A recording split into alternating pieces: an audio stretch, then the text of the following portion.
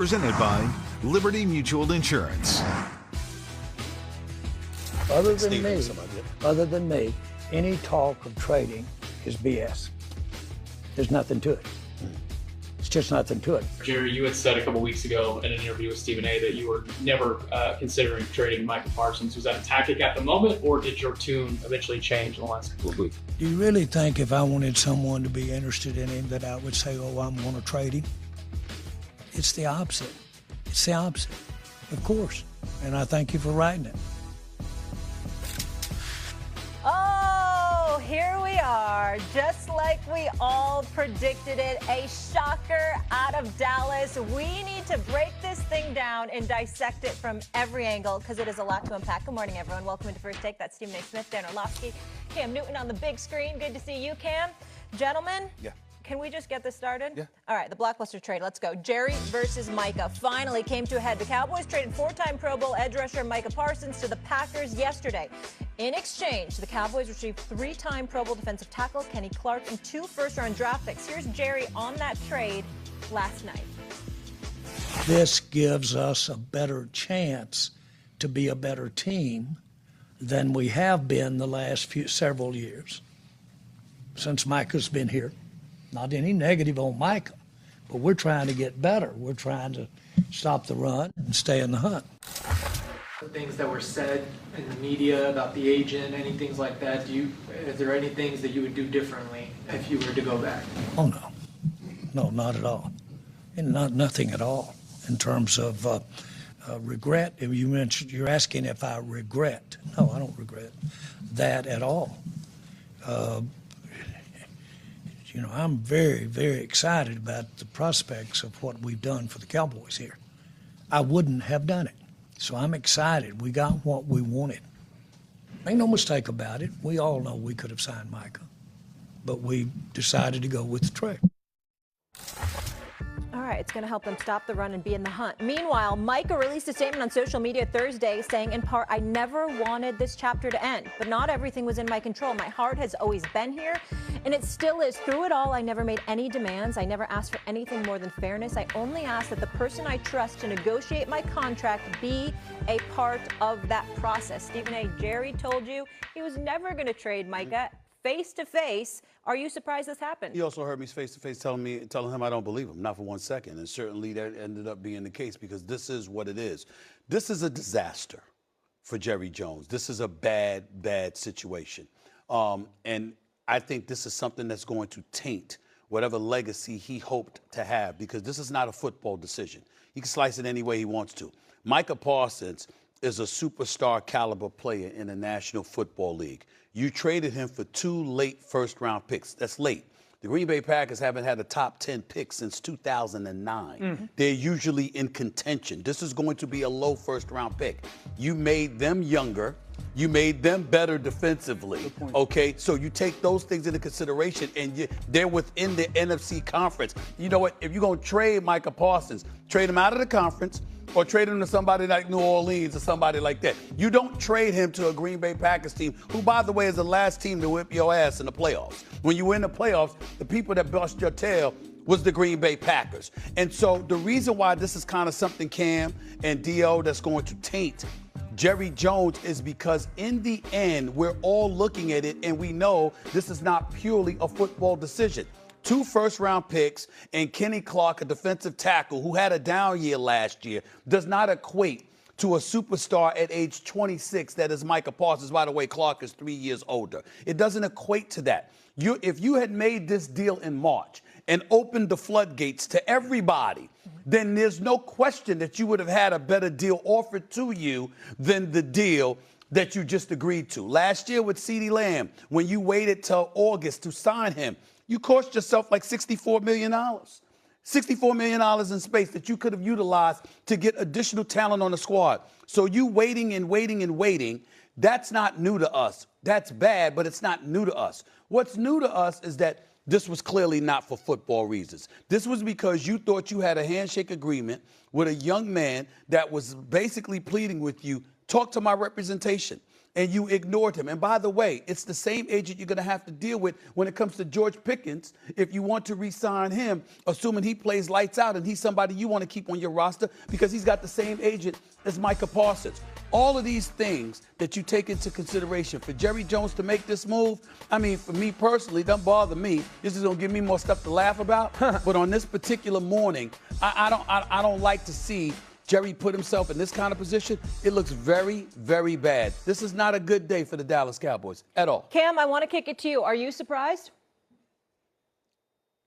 Absolutely not. I'm more surprised that, you have a situation where Stephen A., your words, this is not a football decision. If anything, I will combat that and say this is everything about the football decision. Okay. Trading Micah Parsons freed up $24 million in 2025 salary cap space, boosting availability funds for over $44 million. On top of that, at the bare minimum here, you can potentially get three good players for the price of one. Now, granted, is Micah Parsons a cornerstone player for the Dallas Cowboys? Absolutely. Being able to garner 52.5 sacks over a 4-year span, unheard of, exceptional. But when you're saying price to value, Jerry Jones has identified and said this: what somebody was willing to pay a person, I was not willing to pay. In order for you to get the person that is still up on the contract for the Dallas Cowboys, you're going to have to pay top dollar, which the Green Bay Packers did. When I'm looking at this whole situation, I'm saying, hey, is this an emotional impact to the locker room? Yes. But for the betterment of the locker room, you have an opportunity to get three potential players for future situations. That is undoubtedly something that you will want to say as a decision maker. But here's the thing, though, Stephen A. and Dan, to think about. We will know if this is a good trade for the Green Bay Packers in less than 6 months. We won't know if this is a good trade for the Dallas Cowboys until about 2 to 3 years after those picks have already made their impact in the NFL. I think we're dealing with some technical difficulties with Cam, but I want to kick it to you. It's a good time to pause anyway, because we're on polar opposites. Stephen A. just said this is personal, not business, and then Cam saying this is purely football. But obviously with the Dallas Cowboys, it's going to take some time to see how it all pans out. Green Bay, he says the next 6 months, we're going to know whether this was the right choice. Where are you on this? If it's purely football, it's a disaster, and it's one of the worst trades in the history of the organization. Cam knows this. There's only so many game wreckers. There's people who change games. This guy is one of the 6 or 7 game wreckers in the NFL. You don't give that player away for the 30th pick of the draft for 2 years in a row. And while I agree with Cam, we're going to know with Green Bay, because Green Bay unquestionably is the team now most equipped to beat the Eagles. They should be in the NFC Championship game. I know what Green Bay's defense is going to be like. I don't have to figure out if this is a win for them. I know. Now, they got to go win the Super Bowl for the ultimate prize to pay off. But there's no way that if you're the Dallas Cowboys, you're better. There's no way you're better as a football team. There's no way that you're better in a locker room. I've heard the stories or the thoughts of culture, and while I respect that, I've never heard anybody talk about Micah being a bad worker or a bad teammate or not a competitive dude. And so that's what you want out of your best players, is to be these guys that every single Sunday show up. They failed in the playoffs not because the defense got boat raced, because the offense didn't show up. Of course, that's going to be frustrating. And so I look from a football perspective. Stephen A. is 100% right. To get that late of a trade-off, pick-wise, is such a miss by the Dallas Cowboys. No one is sitting here saying trading Micah Parsons is the dumbest thing ever. Everybody from a football perspective is saying when you did it is a loss to your football team.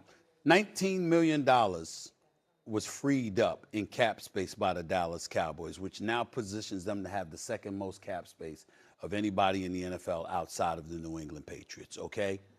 You could have did that in March. Exactly. Okay, so when you trade and you get 2 first-round picks, you might have been able to get 3. And it might have been able to be 3 better first-round picks had you done it earlier and opened the floodgates, because competition might have compelled somebody else to be willing to give up more collateral as opposed to it being right now.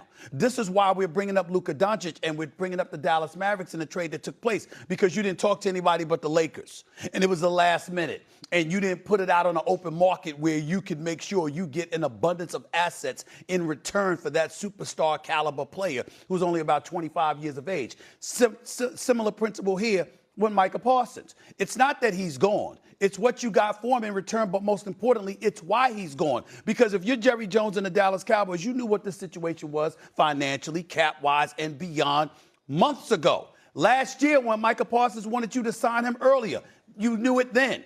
But you wanted to keep him because you don't let stars walk out the door if you're Jerry Jones. But then suddenly you do. Why?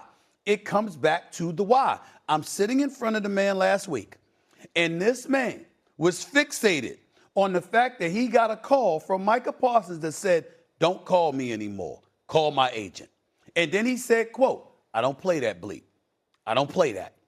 This is what he said. You've got David Mulugeta, who is recognized as one of the elite agents in the business. He refused to talk to the man. He said so. Yeah, there's a reason we have representation. That's a reason we have representation. So he's taking it personally. You see Michael Irvin. You see Troy Aikman speak on it. You've seen Emmitt Smith speak on it. This was different. It wasn't just football. I'm glad you said it wasn't just football, Cam.